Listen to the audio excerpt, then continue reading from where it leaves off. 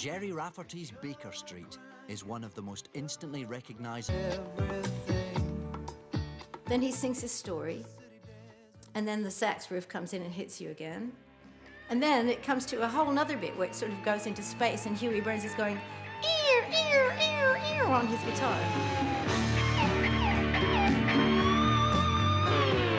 They just played me the track a few times. After a few takes, basically that's what came out.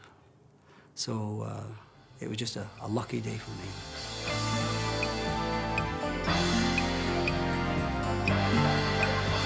A myth has prevailed that the saxophone player actually wrote the line and was not given the full credit. I bet you anything you like, Gerry wrote every note of that solo, because that's what he was like. It was in the early demos where he played it on a little electric guitar himself.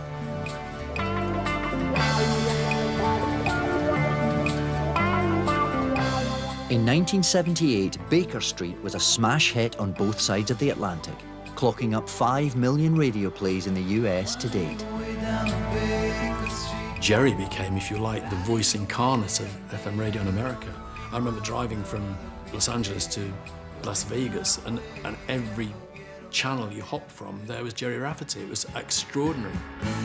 But the spectacular scale of this success wasn't something that Gerry Rafferty, a deeply private man, readily embraced. His diffidence is evident in this rare public appearance, picking up the award for the best single of 1978 at the British Rock and Pop Awards. Congratulations, Gerry. Thanks a lot. Fantastic. How do you feel at this particular moment? Absolutely wonderful. Yes. Terrific. You've got to take it. There you go. Congratulations. Okay. Thank you. Let's go. Gerry Rafferty died at the beginning of 2011 at the age of 63. Mourners at his funeral in Paisley included Scotland's First Minister, old friends and fans from as far away as New York. His daughter Martha and her cousins performed one of his songs in the family tradition of singing in harmony. Whatever's written in your heart, that's all that matters. We'll find a way to sing it all someday, yeah.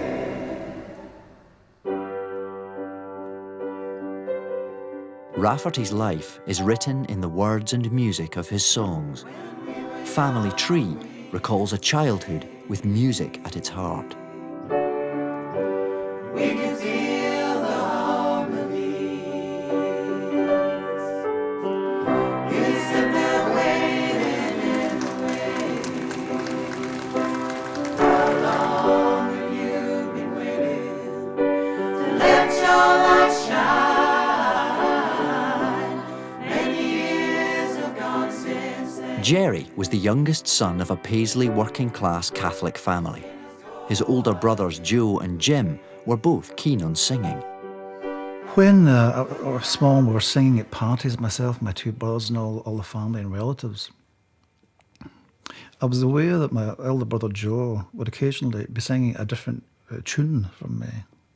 And I was really intrigued by this. And I said to him, you know, when we were singing a few nights ago, I said, what is that thing that you do when I'm singing and you sing a different tune?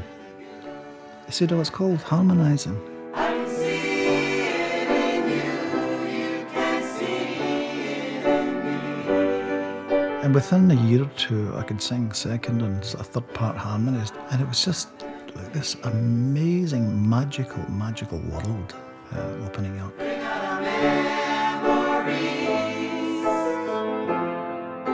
That song is about the idea of the family coming together, which is very much part of an Irish traditional thing. You know, families would come together and they would sing before they had TV and the internet, and that's what they did, you know, the Raffertys.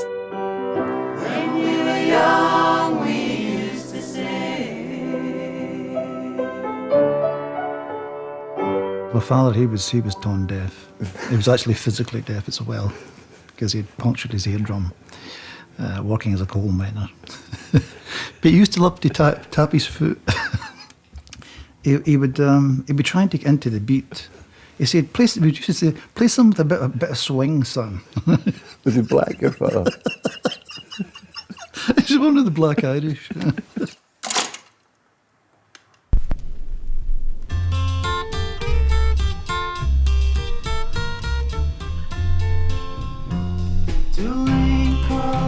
After leaving school, Gerry teamed up with fellow Paisley buddy Joe Egan in beat group Mavericks.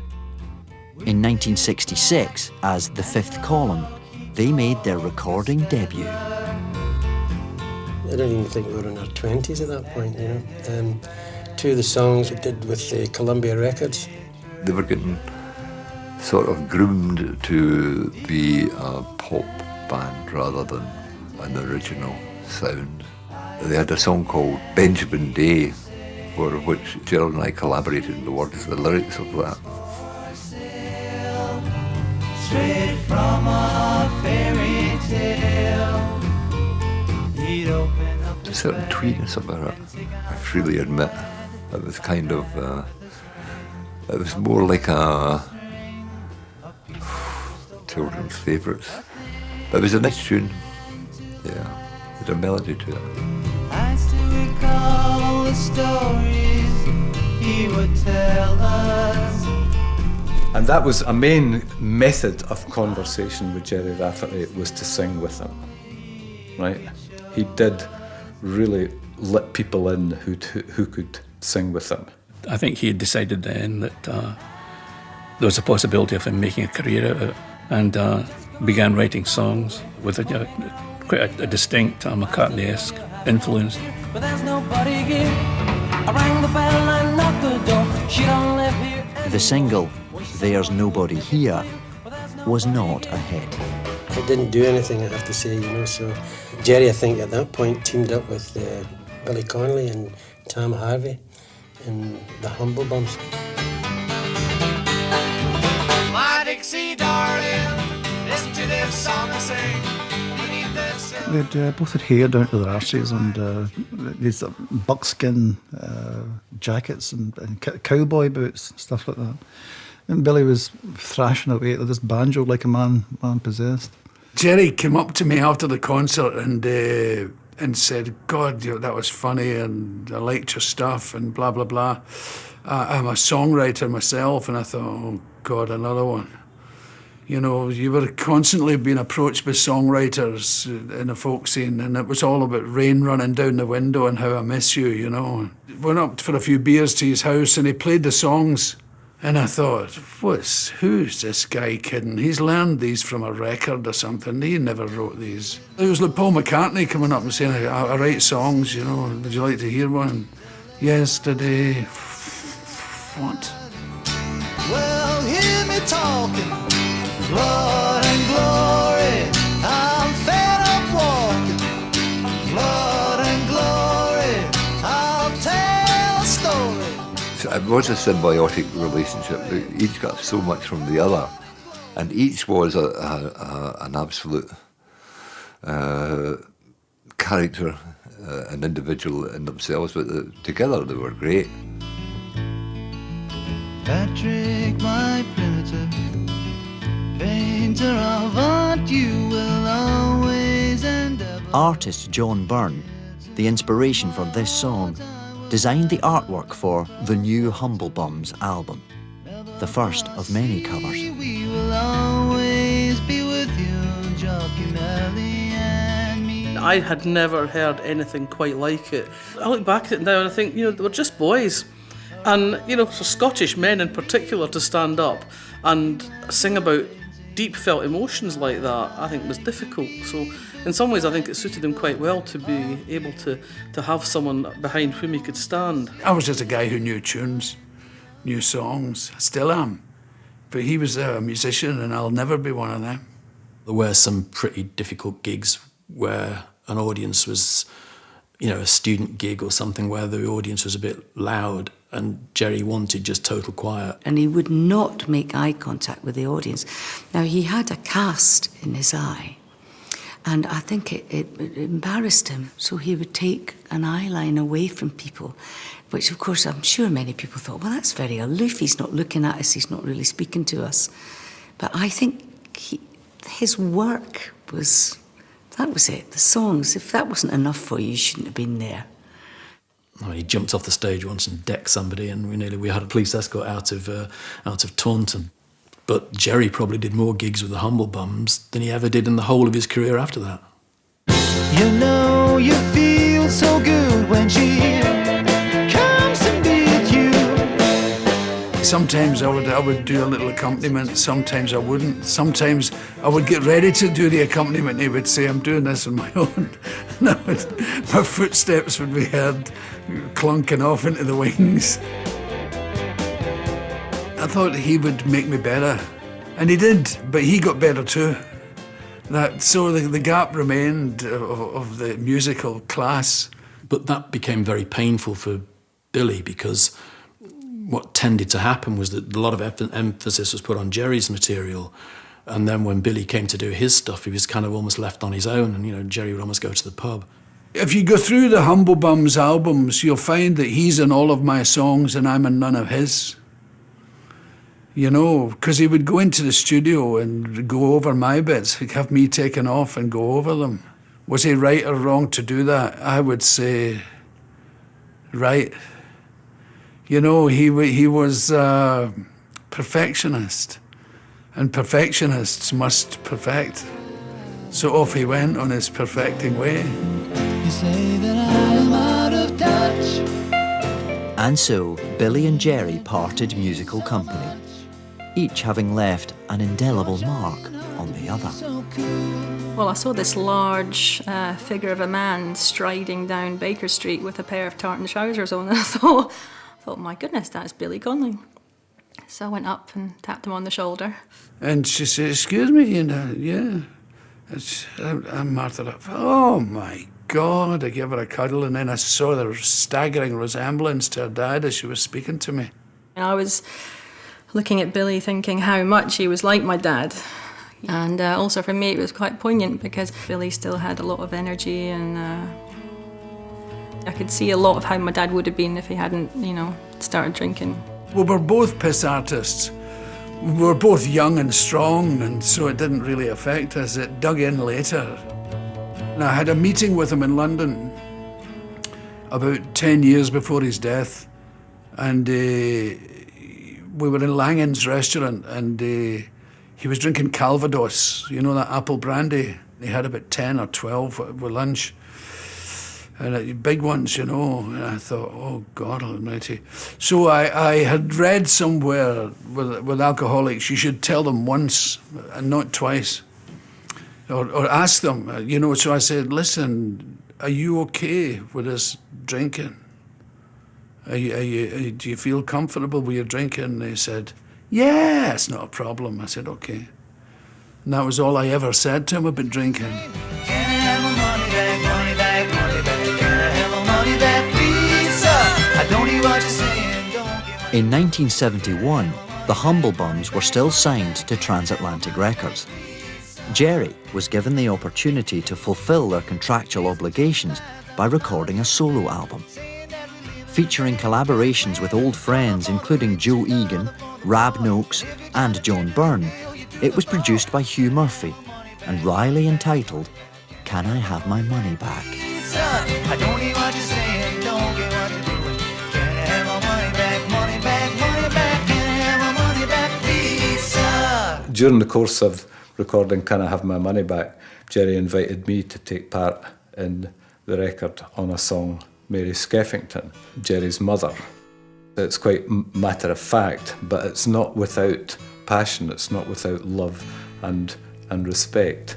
Mary Skeffington, when you wake,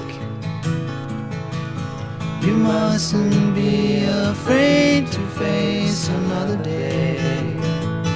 It was just the two of us, two voices, two guitars sitting facing each other, which is a nice way to record. I did a little fingerstyle thing, he did a strum.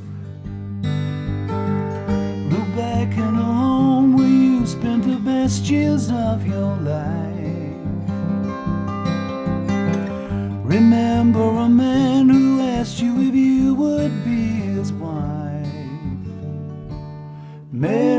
Skeffington. Close your eyes and make believe that you was just a girl again. I'm glad it exists like that because it is a kind of representation, if you like, of what we sounded like as Steelers Wheel, the performing Steelers Wheel in the summer of 1971. But you put something better inside of me. The formation of Steelers Wheel reunited Gerry with Joe Egan. The band signed to A&M Records and prepared to record their first album. It was to be produced by legendary American songwriters Jerry Lieber and Mike Stoller. We were a bit in awe of their reputations, of course, you know, and we're just young and just starting out and all that kind of stuff. But they really made us feel, you know, like at ease, you know, just almost immediately. They were great to work with, I thought, anyway. Of course, they're rock and roll royalty from the time of the 1950s, and they gave it a cachet.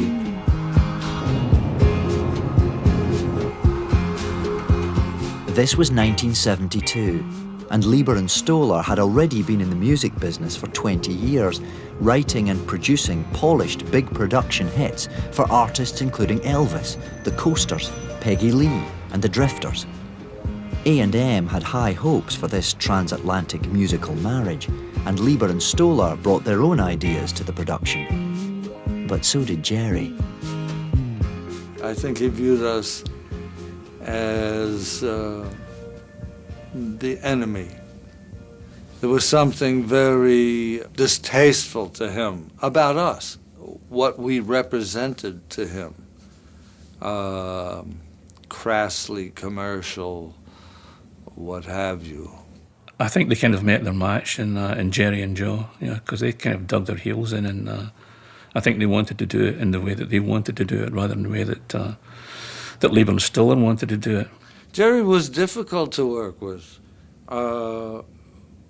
He was difficult from the get-go, and the band in general drank a great deal. There were cases of brown ale, and there were a few cases of Scotch whiskey in the studio to keep things rolling, I guess. And then, of course, pub hours, everybody ran out around the corner to the Thistle. God, I remember it well. I spent a lot of hours there. We thought that most of what Gerry and Joe were doing was the accompaniment to their songs was pretty much kind of jingy, jingy, jingy, jangy.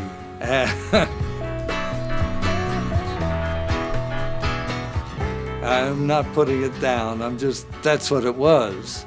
And we thought we could enhance that with some of our ideas, cowbell and coins between the strings of the piano, which made them play totally different pitch than the one that you would expect.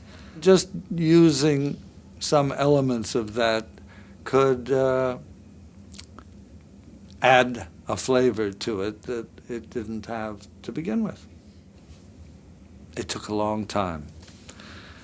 But in the end, the result was a wonderful result. Shortly after that, I remember watching the Old Grey Whistle Test with Bob Harris. He was interviewing Lieber and Stoller, and he said, and more recently you've been working with Steelers Wheel. How did that go? And they looked at one another and said, pass. As soon as it started to be successful and it became a hit, he lost interest in it and was suspicious of it and no longer really liked it because it was commercial. The album was simply entitled Steelers Wheel and was finished in late 1972. Abruptly, Gerry upped and left, leaving Joe to front the band. Woke up this morning, I get out of bed, too late to go to work, walk my dog instead. I don't try hard but I get by. I still don't really know why he left, to be honest. We just never spoke about it, we just felt that he had to do it at that particular time. But it wasn't a good feeling to be left to continue to fulfil contractual engagements and all that kind of stuff that was going on then. There ain't no use in you complaining. But we got on with it and did it, We did the Bowie tour and Colin Blunstone tour as well. I got the feeling that something ain't right. Joe even had to mime to Gerry's lead vocals in the promotional video for Stuck in the Middle with You, released as a single in spring 1973. Clowns to the left of me, jokers to the right. Here I am, stuck in the middle with you. The song documents an actual night at the table of a London restaurant, with record company executives at one end and potential producers at the other, and business being conducted around Gerry and Joe. I'm all over the place. Clowns to the left of me, jokers to the right. Here I am, stuck in the middle with you.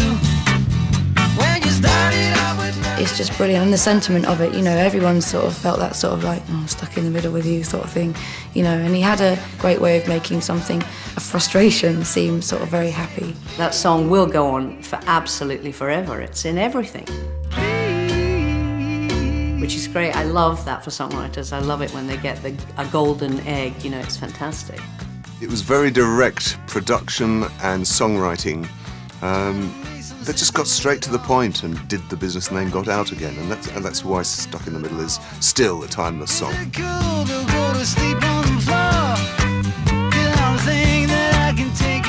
With the success of Stuck in the Middle with You, Gerry was persuaded to return to the band. But all was not well. I met him on the night of Top of the Pops when they did Stuck in the Middle, and everything seemed to be going for them. They got a huge deal with A&M. I'd met him in a studio, I don't know if it was just before that or just after, with Lieber and Stoller, for God's sake. I thought, God, everything for Gerry is coming good for you now, this is fantastic.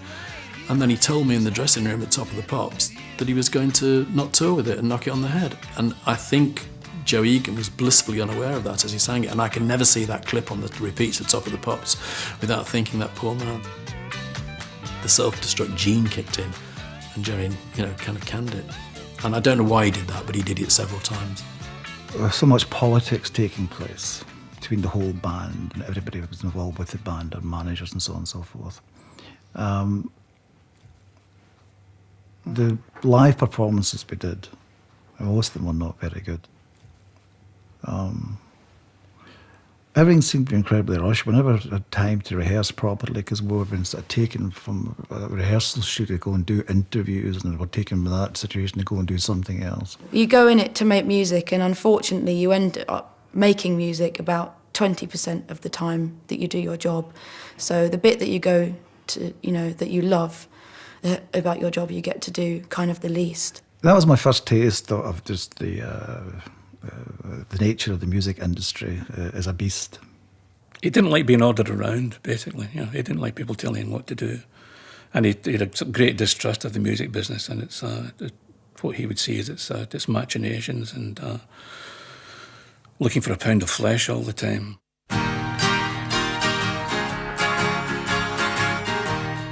After the release of the 1974 album Fergusley Park, the band split, and Gerry and Joe carried on as a songwriting and recording duo. So they made you a star, now your head's in a cloud. The single Star charted, and the promotional machine started up again, with appearances like this one on German TV. Look at the set. Imagine hanging around there all day and miming to your record, and you look at the audience. There's not a soul you look at there who looks like they want to be there, right? So as the day progresses, you could just see Gerry and Joe thinking, well, let's have a wee bit of fun with this on the one hand, and on the other hand, just really wishing they were somewhere else. They come out of it rather well, I think. It's better than the audience does, who get no points for effort, really, do they? Yeah, you just had to laugh, nervously. I mean, like, it didn't seem as if anybody was enjoying themselves at all, you know, so the people that were laughing were us, me and Gerry. The song itself came over pretty well, I thought, anyway, you know, so that was fine.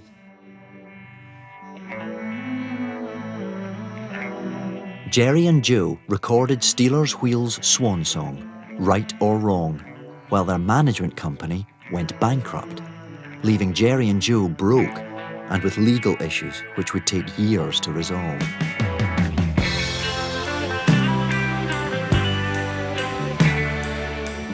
Went back to Glasgow to lick my wounds and sort of take stock. I knew that I was just going to pursue a solo career.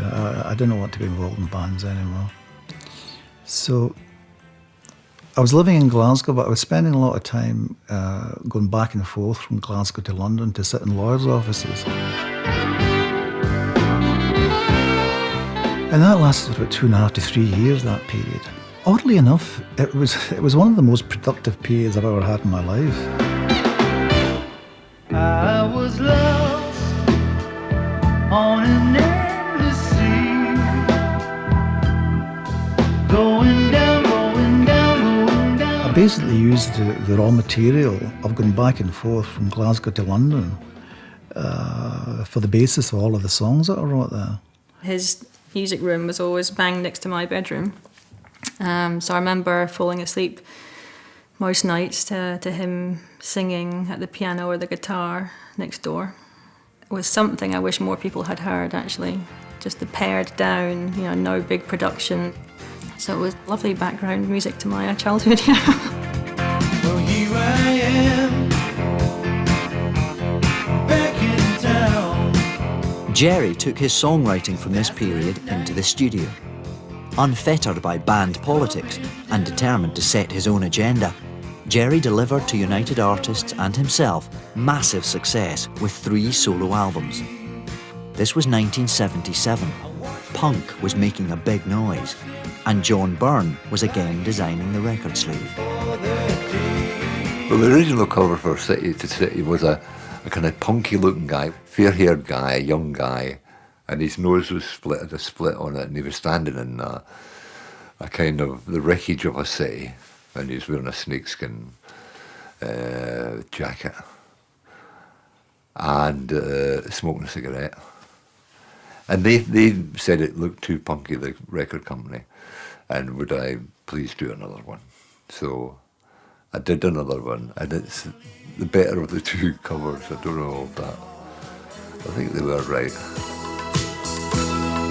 Yes, I get a little lonely when the sun gets low. The creative process in the studio making City to City, Night Owl, and Snakes and Ladders was very different from what had gone before, with Gerry now co-producing his own work. Some people are insecure and they don't want to be overshadowed. Gerry wanted the best people. He wanted really great creative people. We still got a long way, we still got a long way to go. I was used to working very fast. That was the way that people did it. He didn't work like that. It was the first time I had come across an artist who was really, really painstaking about every detail. And I would often play a guitar part with different amplifiers, the same part, different guitars, same thing, over and over. And then he would sit down and do an assessment of which one he liked. And he was great. Once you played something that he liked, he knew right away. So never leave me lonely. Now that you love me only,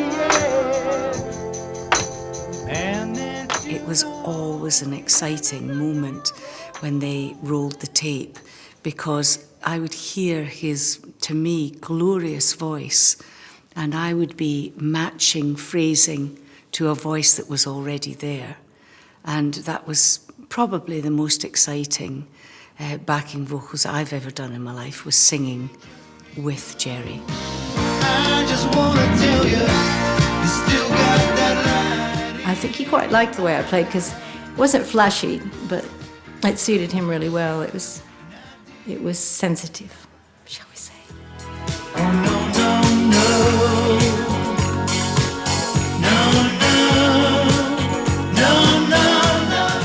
to be very careful not to pick up Gerry's orange juice in the morning and drink it. Otherwise, you'd be drunk the whole day. When we were at Chipping Norton for a long time, Gerry would drink and drink and drink, and then his eyes would just narrow, and he'd look around the room, and he'd just pick a victim, and he'd launch into an attack. It was really, really unpleasant. And most of the time, the people just sat there and took it. And sometimes it would go on for 15 minutes. You know, it was awful.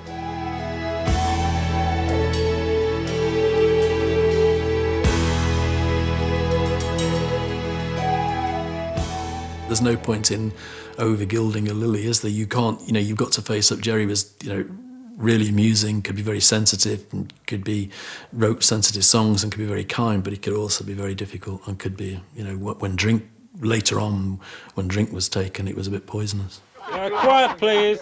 Playback. Sometimes it was all rather chaotic, but I think this is one of the reasons why he worked so closely with Hugh Murphy, because Hugh was able sometimes, I think, to be a conduit for Gerry's thoughts and intentions in the studio. Hugh was also extremely acerbic. He had a very quick mind, and he could give back to Gerry as good as he got. So on both of those levels, it worked really well.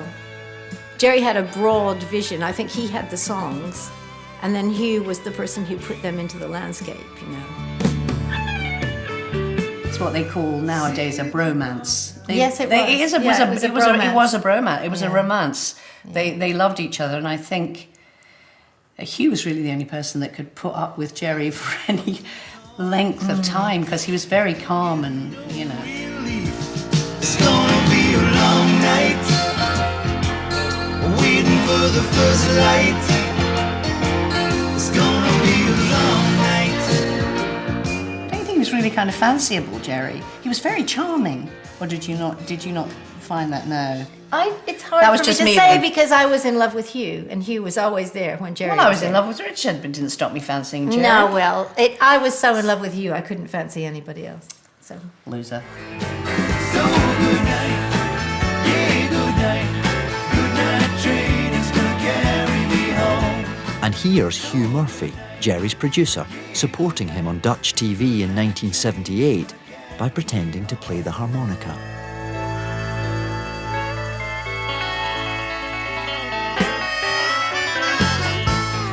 Hugh didn't have to be there at all. Gerry needed him there for moral support.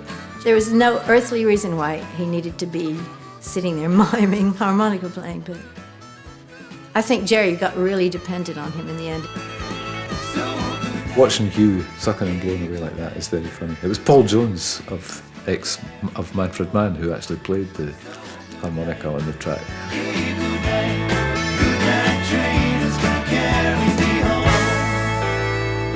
Promotional appearances of this kind were anathema to Gerry, and eventually he flatly refused to do any more. His preferred habitat was the recording studio, and his main interest was in writing his songs. Generally, the melody will come first, the music will come first, and then I will attempt to wed a lyric to the melody once it's complete.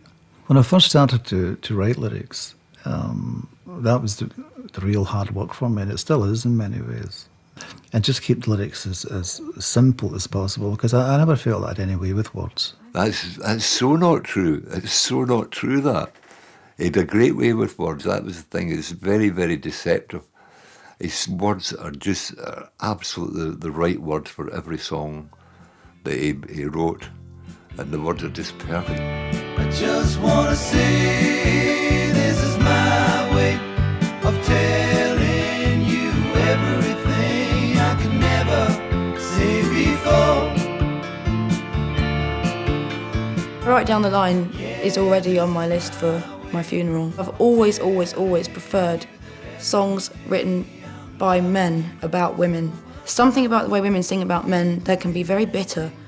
And then a lot of songs where they do sing about how much they love them, it's in a kind of needy way, or in a kind of like I'd give up anything for you even if you're going to treat me badly kind of way, which I've never understood. I mean, Right Down the Line, I mean, it's just like basically saying, you know, it's so simple, but I'll just forever, I will always, always, always, love you, and it's always been you. And it's just, imagine if somebody wrote that for you. Imagine, I would try to write my own personal experiences as much as I could. I trusted my intuition in that way. And I wasn't afraid to, not in every song, there was lots of songs that wasn't the case, but there was a fair number that were to do with my own inner world. I have sung Gerry Rafferty songs all my life, even when I was singing in folk clubs. So we're going back to the late 60s, early 70s, when I first met Gerry. As time went on, I've covered a lot of his songs. I did the Royal Mile, but I'm probably best known for singing The Right Moment. Spinning on another wheel, going round in slow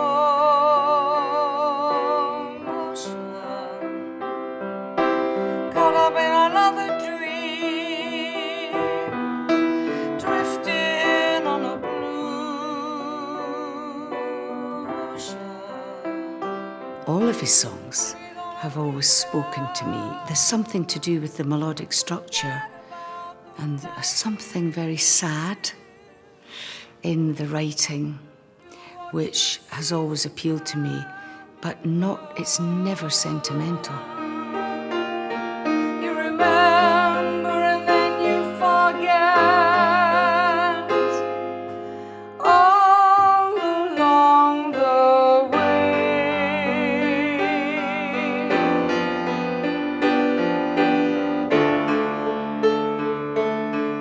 He doesn't use a lot of fancy poetic terms. He doesn't cloak what he's saying in sort of mystic mumbo-jumbo. He gets to the point. And I think almost uniquely, you could listen to the songs down the years and connect them with what you later find out was going on with his private life. Out on the street, I was talking to a man. He said there's so much, but there's nothing, man, that I don't understand. You shouldn't worry, I said, that ain't no crime. 'Cause if you get it wrong, you'll get it right next time. Gerry may have chosen to reveal aspects of his life in his songs, but he did not want his life altered by the unwelcome personal attention that comes with being a household name. Once you enter into the world of celebrity, you can no longer really be the observer in life, and I've always valued that highly. You become the observed. And other people who wallowed in that kind of acclamation and excess, it was like a drug to them. They couldn't stop, and it wasn't like a drug to him. It wasn't even like a bag of sweeties. It wasn't like anything. It was just he didn't want to do it, and he refused to do it. And the sun says, welcome to Hollywood. Despite massive airplay and huge sales there, Gerry never played a single gig in the US. I have huge respect for Gerry for not ever pandering to the demands of record companies to promote work in a certain way, to go out and, as he probably saw it, prostitute himself live, playing gigs he didn't feel like playing, simply in order to shift product. And good for him for sticking two fingers up at the system and saying, actually, no, you don't have to do any of that, and I'm not going to. So sweet.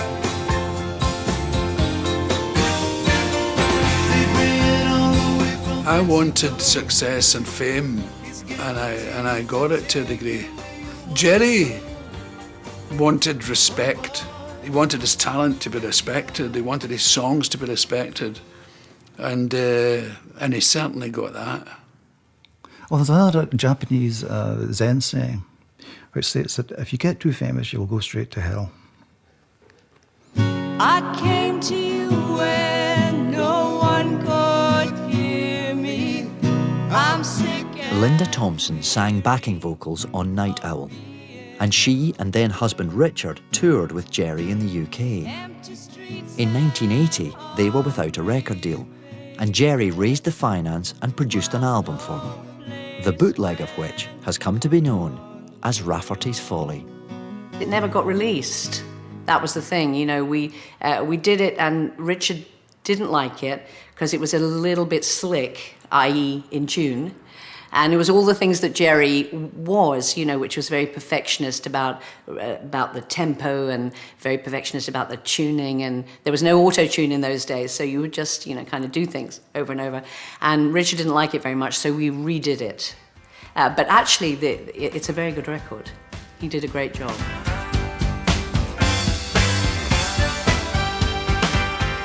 He was extremely funny, and he was very romantic. You know, he'd have these crushes on people, and when we were on tour, we got on decided to run away together. We were both married, mind you, and we got on the train. By the end of the train journey, we were looking at each other, going, "This is not a good idea." So I don't think anything ever came of these crushes that you had on people. He'd sort of say to people, "I love you," and blah blah blah. But it was just a fun, romantic thing, I think, for him to do with the music, maybe. After the Richard and Linda experience, the only other artists Gerry ever produced were the Proclaimers. This is the original acoustic version of Letter from America. When you go, well, you send back a letter from America. We initially did a demo down at Gerry's house, you know, and a fantastic studio that I had down there, and that was the best studio we'd been in, and that was his home studio, you know. So it was pretty intimidating. The other day, I spent the evening thinking about all that flowed away. I was 87 and we'd been playing that song since about 84. So it's hard to really imagine it being any other way, you know. But the way he built the arrangement around the actual song itself, you could hear from the start that it would work. You know, you could hear it, and it finished up a lot better than I think we'd imagined. When you go, well, you send back a letter from America. Take a look up the rail track from Miami to Canada. Look up on my way.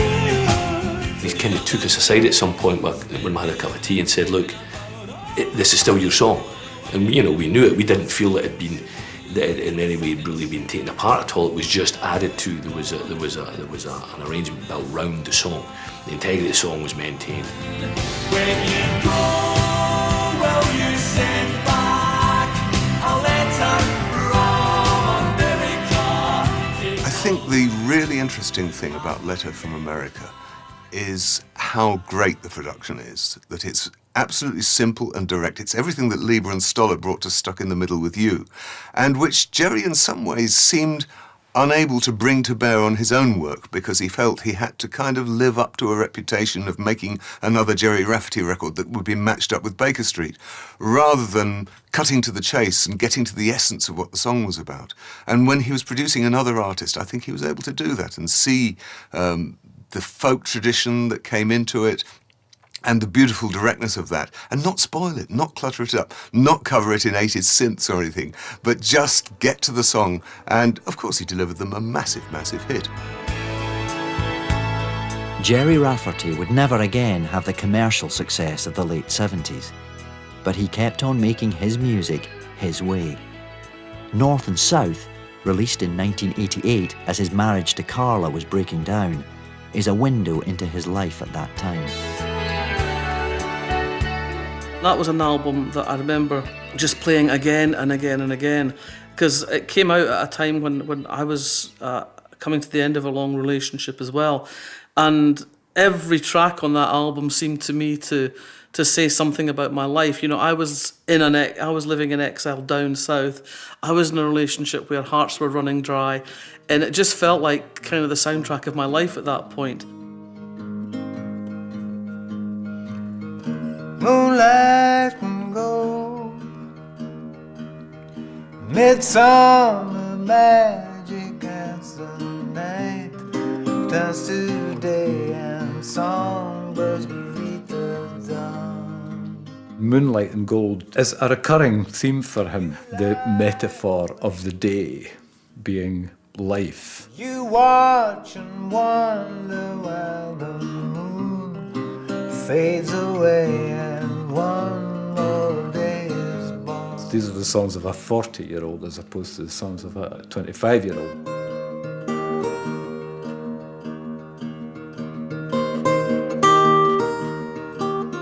We spent hours, literally hours on the phone. He had split from his wife and stuff like that, and I think that was probably one of the, a big reason for keeping in touch. And of course, I offered my services anyway, to if he needs an ear to bend or whatever, And so the 90s were taken up quite a lot of the 90s were taken up with Gerry phoning and talking away. But of course, during the conversation, on many occasions, he would, he'd get really drunk, that was unable to continue the conversation. So here I go again, and I don't want to speak about this, this stuff. I think the most interesting period of his post-Baker Street career was actually 92 to 94, because he made 2 albums there, which were a major return to form.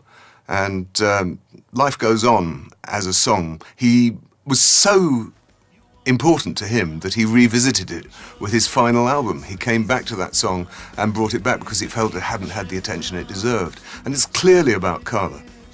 And it's clearly heartfelt. And I think that's probably his strongest song. It's got the most gorgeous, powerful chorus that sweeps you up and carries you along. And your life goes on. And I think it took the breakup with his wife to put him into the idea that he had to get back down to brass tacks. He had to really roll his sleeves up and get back to what he was good at. And he got back with Joe Egan, and they made a couple of really, really strong albums there. Every night's a lonely night since you went away, but you come back to haunt my memory. Gerry installed a studio at his home and worked there with Hugh Murphy on the last 2 albums they made together. Following his divorce, Gerry and I had the chance for the first time to sort of spend a lot of time together at Ty Farm, where he was in Sussex, where he was living at that time. And I used to go over there every couple of weeks, and we'd spend the day writing.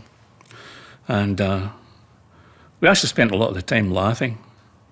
I mean, we shared a sense of the ridiculous, and we laughed like drains for much of the time. I mean, that's one of my prevailing memories of it.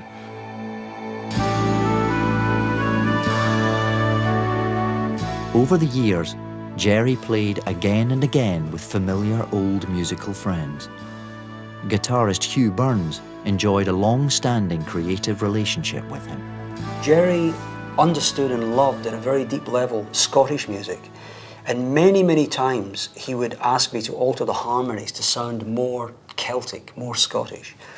And I think that influenced his music quite a bit. And if you have the guitar in this kind of tuning, you can hear the influence of pipes, the influence of that kind of.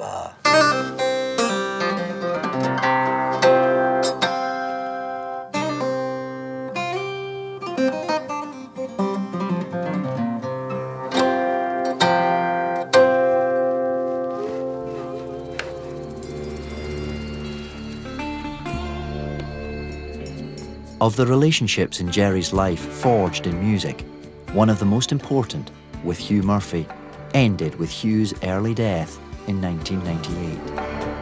I think that was a great blow to Gerry, because they had such a long relationship that it was a unique working relationship, I think. And I think it took Gerry a little while to find somebody else to work with in that particular capacity, the engineering side, etc., etc. And Giles came on board, and I thought it was a great moment for Gerry because I think he had found somebody who was incredibly supportive to what he was doing and who was happy with his particular working methods.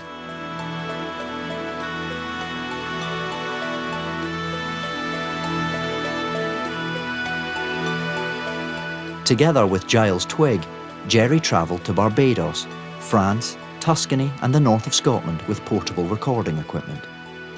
The result of this semi-nomadic period was the 2000 album Another World, which, as always, reflected his real life. When Xavier and Anna were born. Xavier and Anna is a song about Tilda Swinton and John Byrne's children. The reason for being was clear when they opened their eyes. I would have to say, in all honesty, the one record or the one main record that they made together is perhaps the record of Gerry's I would be least likely to turn to as an album, just simply because I think Giles did not have the same kind of dialogue with Gerry as Hugh had, and the record is just slightly overworked, and there's not nearly enough heart left in it. My girlfriend's in Albania, my ex-wife's in Tasmania, and I'm in Transylvania with the vampires all around. The album Another World was originally only available through Gerry's website. Access to the internet allowed Gerry Rafferty fans to meet online.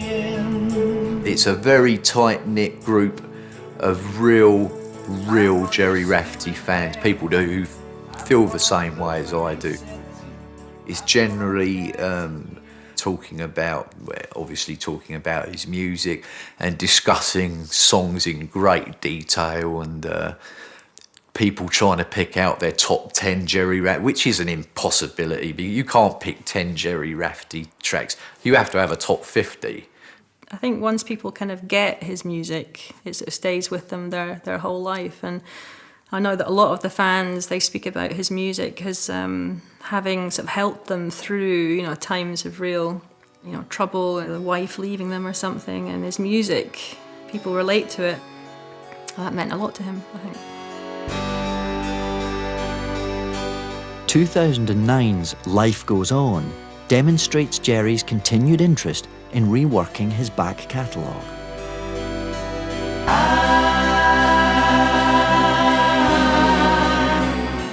It also reflects his wide musical interests, from the Beatles and Mozart to Irish folk songs and Christmas carols.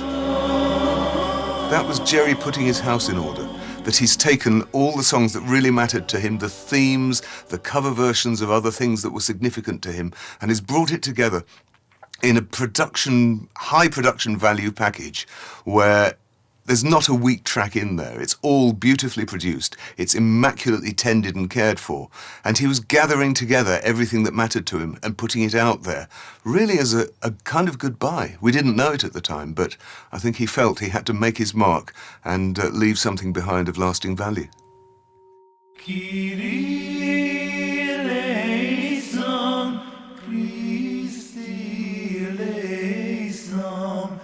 We were linked by what we had come through, like Catholic school and all that. We sang a lot of hymns in the car on the way to gigs. We used to love hymns. On his last album, just before he died, he had Kyrie eleison, and I was on the phone to him, and he said it was a Coptic Christian version. I think harmony was central to my dad because of what it evoked in him as a human being. It's harmony makes a person feel connected, connected to the universe and to what's around you, and it's the way that things all come together and create something of beauty.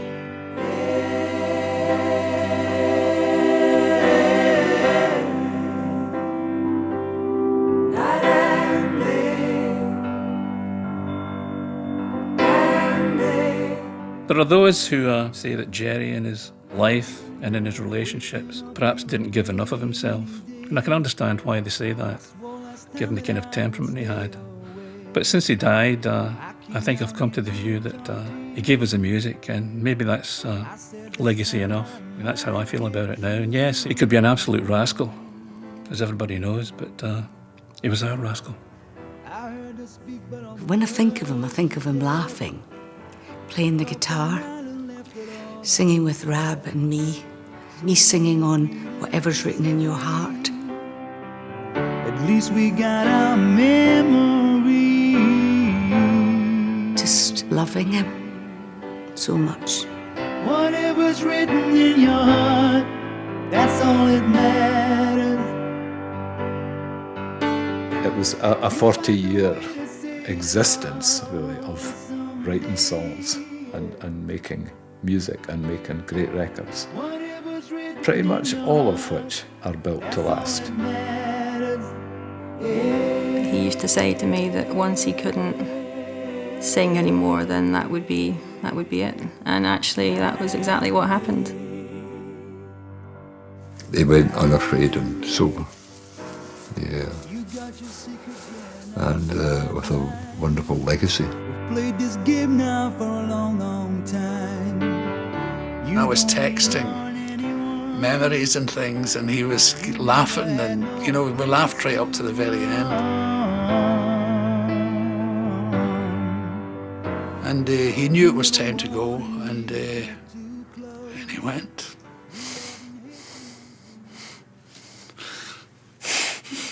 Whatever's written in your heart, that's all that matters.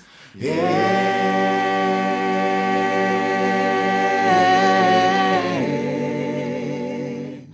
Night and day. Night and day. Yeah.